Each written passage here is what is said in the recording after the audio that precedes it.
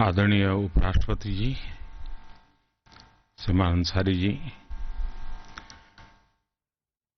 कल से जो दायित्व संभालने वाले हैं वो श्रीमान वेंकैया नायडू जी, आदरणीय स्पीकर महोदया, मंच पर विराजमान सभी वरिष्ठ महानुभाव,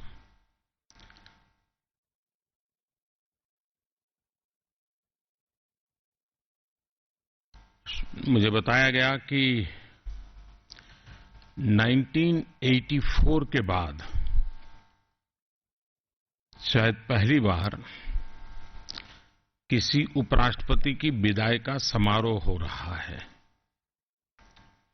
क्योंकि ज्यादातर इस्तीफा देने के कारण या राष्ट्रपति का चुनाव लड़ने के कारण और किसी का स्वर्गवास के कारण बीच में ऐसा अवसर ही नहीं आया। और जब 84 में संसद में उपराष्ट्रपति जी का विदाई का दिवस था तो उस समय इंदिरा जी भी मौजूद थी। कई वर्षों के बाद ये अवसर आया है। 10 वर्ष का कार्यकाल एक सांसद के नाते 10 वर्ष विविधताओं से भरा हुआ रहता है। बहुत एक्साइटमेंट के पल आते हैं, उतार चढ़ाव आते हैं। समाज जीवन में घटने वाली घटनाओं का एक सांसद के जीवन में बहुत कुछ होता है। इतने सारे अवस्थाओं के बीच चेयरमैन को एक स्थिरता बनाए रखनी पड़ती है। कितनी ही तीव्रता क्यों न हो, कितनी ही विपरीत अवस्था क्यों न हो, और 10 साल तक लगातार इस अवस्था को चलाना, ये अपने आप में एक बहुत बड़ी कौशल्य की, धैर्य की और इंटेलेक्चुअल एबिलिटी की रिक्वायरमेंट के कारण हो सकता है। आमतौर पर पद कोई भी रहा हो, लेकिन सार्वजनिक जीवन हमारा ऐसा है कि विवादों से घिरा हुआ रहता है।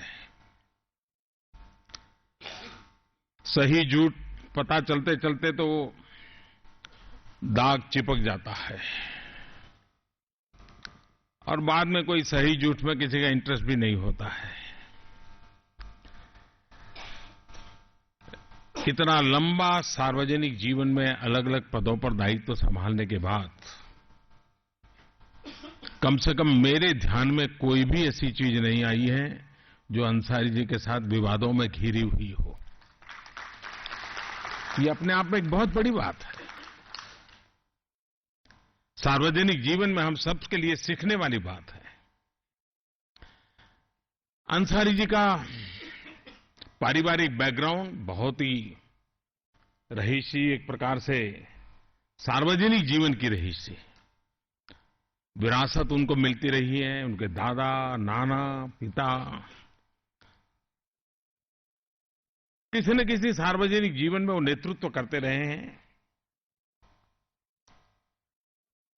बहुत कम लोगों को मालूम होगा शायद, उनके एक फर्स्ट कजीन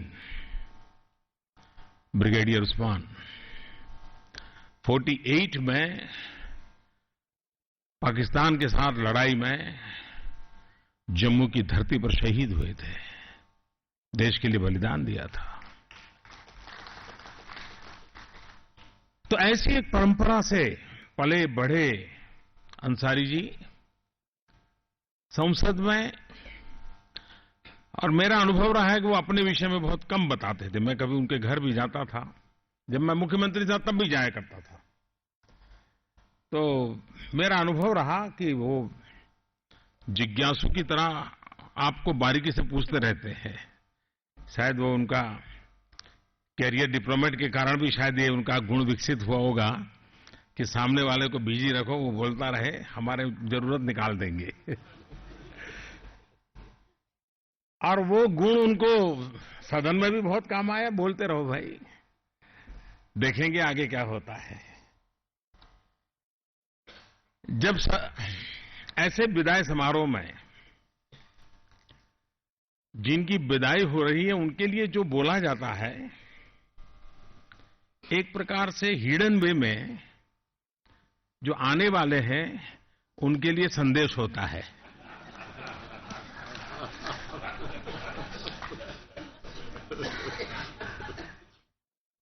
ये गुण थे, ये गुण थे, ये गुण थे, सब इसलिए कहा जाता है कि भाई आप भी ये करना।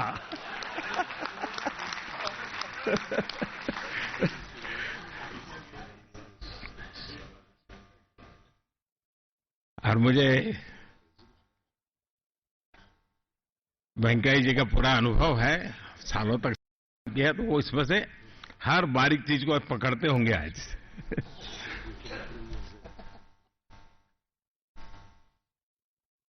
मुझे विश्वास है कि इतना लंबा सक्रिय जीवन, इतना लंबा अनुभव, 10 साल के कार्यकाल में काफी बदलाव राष्ट्र जीवन में भी आए हैं। और इस पद पर रह करके उसको देखने का एक अलग अवसर मिलता है जो उन्हें मिला है।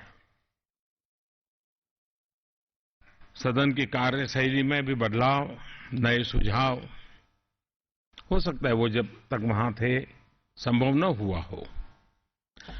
मुझे मालूम नहीं है कि इस पद से भूतकाल में जो निवृत्त हुए, उन्होंने बाद में इस व्यवस्था में क्या आमूलचूल परिवर्तन करने चाहिए, व्यवस्थाओं में क्या सुधार लाना चाहिए, टेक्नोलॉजी को कैसे लाना चाहिए, ज्यादा हमारा समय प्रोडक्टिव कैसे बने, आउटकम कैसे ज्यादा बढ़े। क्योंकि वहां बैठे हैं तो उन्होंने सब देखा होगा।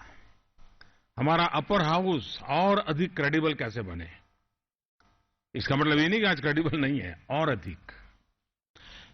और अधिक समाज के लिए एक बड़ी श्रद्धा का केंद्र कैसे बने। लोअर हाउस के लिए भी अपर हाउस एक श्रद्धा का केंद्र कैसे बने। सिर्फ प्रेरणा का नहीं, मैं श्रद्धा का शब्द प्रयोग कर रहा हूं। बहुत कुछ उन्होंने देखा होगा, बहुत कुछ उन्होंने अनुभव किया होगा। उस समय शायद उनकी मजबूरियां रही होगी, अवस्था ऐसी रही होगी, उनको उस समय दिन निकालना होगा, सरकार का कोई कामकाज निकालना होगा, बड़ी गर्मा गर्मी है, गहमा गहमी है, तो उसको थोड़ा ठंडा करने के लिए कुछ स्टैंड लेना पड़ा होगा। लेकिन उसमें से कुछ कॉन्क्रीट चीजें निकल सकती हैं। मैं आशा करूंगा कि देश हित में आने वाले लोगों के लिए उपयोगी हो और कुछ व्यवस्थाओं में बदलाव लाना हो।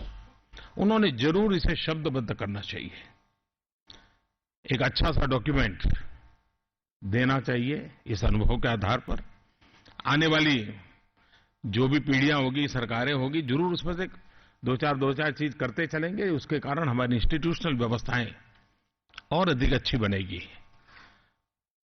और मैंने देखा है कि वो उनकी एफिशिएंसी, उनकी क्षमता, उनका डायनेमिज्म, और जिस प्रकार से उन्होंने हेल्थ को मेंटेन किया है, तो बहुत कुछ कंट्रीब्यूट आगे भी कर सकते हैं। मैं आशा करूंगा कि वो जरूर हम लोगों के लिए उपयोगी बहुत सी चीजें हमें देते रहें।